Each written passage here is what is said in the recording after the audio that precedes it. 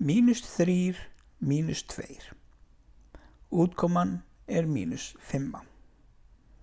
Þetta hagar sér nefnilega þannig að ef ég teikna hérna talnalínu hérna fyrir neðan, þá er ég að byrja á þessari tölu hér, -3.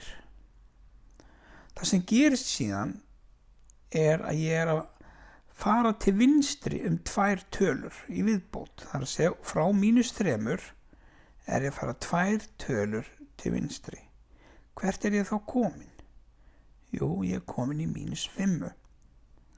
Það má líka horfa á þetta þannig, sjáðu til ef að báðar tölurnar eru plús, þrísturinn er plús og tvisturinn er plús, þá er þetta bara 3 + 2 sem er jafnt og 5.